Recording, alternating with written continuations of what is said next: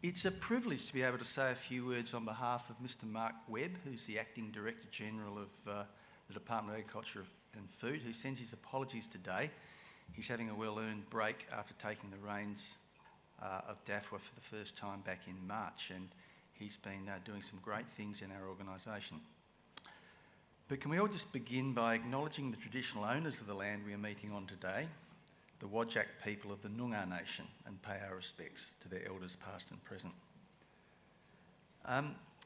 DAFWA is proud to be a significant sponsor of the Grower Group Alliance now for some time, and we, as I think you know, see it playing an absolutely vital role in linking growers to new technology and increasingly new supply chain opportunities, as well as the traditional role you've played in building new skills in your members and in your groups and across the whole agri-food sector.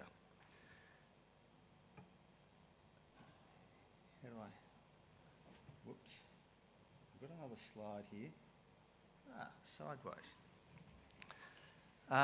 I want to congratulate the organisers for yet again pulling together an excellent program for you with a very diverse group of highly talented speakers that come from various parts of Australia.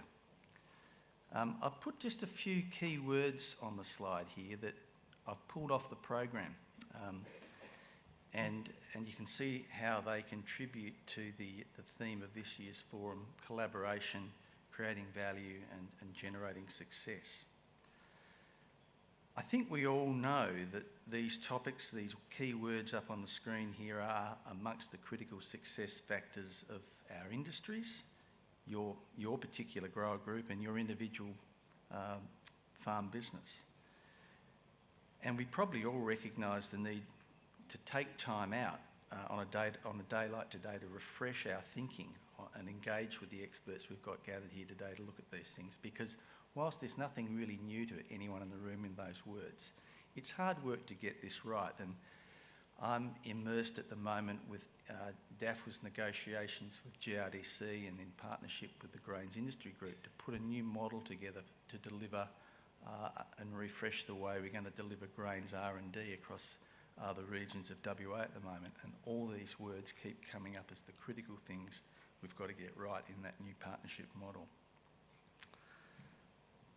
Just a quick word on the seasonal outlook. We've got an absolutely fantastic season emerging. I see in the GIWA crop report, which you can get copies of out the back, that GIWA is still predicting a 17.5 million tonne record, which would be a record crop for the state. We're going to see some pretty interesting issues this year, along with that excellent moist season we're having. We're going to learn a lot about sclerotinia in early sown canola, for example, and there's a range of other disease issues that are going to emerge. And I have just got hot off the press from my colleagues in DAFWA Biosecurity, just a note to you about the Australian plague locust. And you can find the latest information that we've got on our website about the locust situation. We are facing a bit of a issue, particularly in parts of the Ravensthorpe, Jerramungup, Noangarup, Narrogin, Coolin, Yilgarn, Westonia, Muckenbudin and Nungarran shires. Sounds all very dramatic, but it's not as bad, and the numbers aren't as high as they were in 2006, but they are significantly higher than they were in 2012.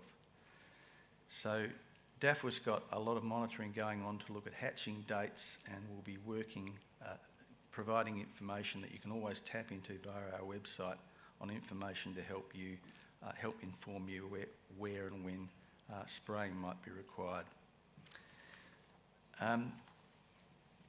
Pretty much like to wrap it up there now from me, and just take the opportunity to, we've got a very special guest today, and I'd like to introduce Mr. Shane Love, MLA, who's the Member for Moore and Parliamentary Secretary to the Minister for Regional Development.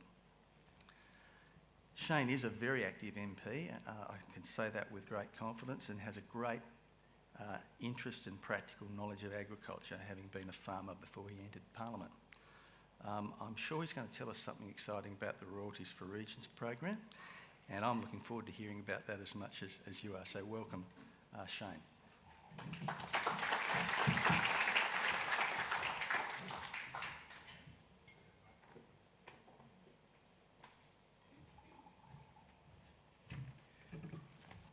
Yeah, thanks very much, Mark. And I'd just like to echo your remarks about the season. Having been up at Mini Expo and Brendary Show last weekend, yeah, it's a great season up through there, and into Dalwallinu this weekend.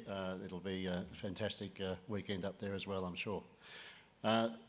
Clancy Michael, Chair of the Grain Growers Association, and to all the people here today from the various organisations right across the state that you represent, and very important people, all of you. Welcome along, and it's great to be here representing Terry Redmond, Minister for Regional Development today. Of course, Royalties Regions has been a major sponsor of the grower groups in the very recent past, and that's because it's part of a commitment of Royalties Regions towards the future of the regions in Western Australia, which we see as vital drivers of the state's economy. More than a third of Western Australia's economic activity and 95% of the state's exports, of course, come from our regions. And given our natural and our competitive advantages, and you, innovative and skilled people, and people like you, excuse me, there certainly are significant opportunities for success with continued growth in our regional economies.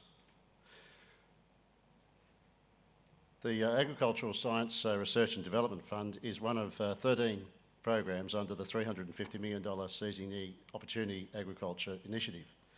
And that initiative is one of the foundations that have been put in place by the state government in a quest to double the value of Western Australia's agri-food sector by 2025.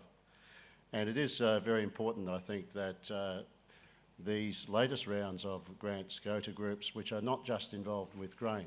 There's been many, many years of grower groups who have had a great deal of experience and expertise in grain growing, and that's very, very important. And as we know, it's going to be a huge crop this year, and grain remains a very vital part of the state's agricultural economy. But I'm very pleased to see that there are a range of grower groups who are getting involved, from everything from citrus through to vegetable production in all areas of the state, from the Ord down to the the Southern Dirt organisation, which I didn't know there was an organisation called Southern Dirt, but very, very lovely lady. She doesn't look dirty at all. So, however, she is here, and I'm sure she's going to speak today and explain some of what she's been doing in her area. This program, of course, has had a recent round, and there's $22.1 million put aside in the fund to invest in applied research and development grants for grower groups and industry partnerships. But the first round of totalling of around $6.7 million went across 20 projects. And as I've outlined, that's gone across a wide range of projects, and many of those people I'm sure are going to speak today about the grants that they've received. Those grower group grants are designed to assist the recipients to grow and develop and improve their position to pursue high-value export markets. The successful recipients behind each of these projects are co-investing in their initiatives, so it's not just all Royalties for Regions money. There's a lot of industry input, there's a lot of local input, and that's the way that the grower group alliances work. And of course, the theme today of this conference goes back to the idea of collaboration, value and success. And to do that, to get that collaboration going, I think the model that you've used over the years is a very important one, and one that will continue into the future. I know that 3 of the projects that have been awarded to the grower groups recently are in my own electorate, pretty well exclusively, and they've gone to groups such as Mini Urban and West Midlands Group. I don't know what happened to Levy Group. I don't know why you guys aren't in there, but there's other groups as well, of course, that are represented in that area too, because we have very significant citrus industry in the electorate of Moore, and of course that's also a recipient over the industry as a whole. So for me personally, as a local member, I'm very, very pleased with the outcome of those rounds, but also putting in the state perspective. As I said earlier, it's great to see this going to a wide range of people right across the state. So Royalties for Regions will continue to invest in agriculture, continue to invest in the grower groups, and I look forward to listening to the rest of the presentations before I have to leave at morning tea. But I'm very interested in hearing what's happening around the state in this area. I wish you every success, not just in the conference today, but in the coming years, and look forward to seeing other areas and other grower groups getting involved in research, assisted by Royalties for Regions, but as I said, also assisted by your own hard work and by industry input. So thanks very much for having me for a while, and I've enjoyed that cup of coffee. I might go and get one of those before I leave. They're very, very good, but I'll hand you back over to Clancy now, who's going to run the rest of the day.